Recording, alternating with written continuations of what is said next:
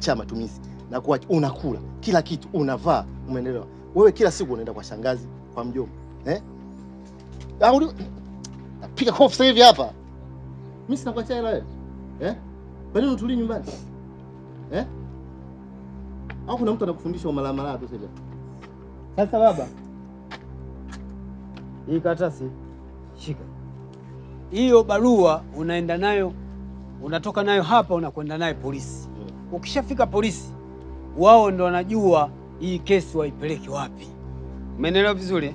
Wao ndo wanajua kumaliza kesi na mimi. Umesikia mama? Simama muende tu. Simama juu hapo. Hii kesi hata siwezi kufanya maamuzi ya kesi. Nendeni. Wewe. Nendeni mbele. Wewe sina nini za kuleta. Unajifanya utulia hapo. Kibao sasa hivi hapo. Ondoke huko. Kesi kama hizo mimi siziwezi. Wao wanaleta kesi zao za nani? Sisi hapa tuleteni kesi za viwanja. Kesi za nani, nyumba kuuzwa. Unajua hizo kesi namna hiyo za kuweza kupata hela. Sasa mnatuletea hizo kesi za mimba hizo. Sasa mimi nitajuaje? Mimi nina vipimo vya dini haya hapa. Vya kupima hiyo mimba ni ya kwako au ya nani? Vipimo kama hivyo vipo huko hospitalini huko. Mimi hapa sina. Kwanza mimi nashangaa hao watoto hao wenyewe hao. Kwanza mimba zenyewe hizo kwanza inakuwa watoto wanatoa sana mimba hizi. Wanatoa ovyo.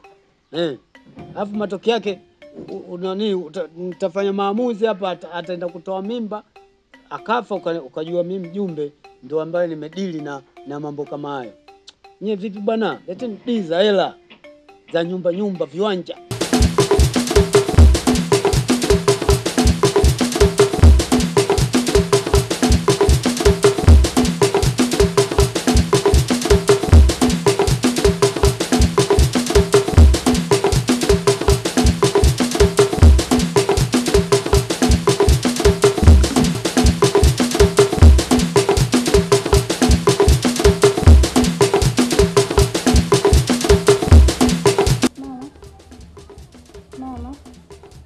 Mama.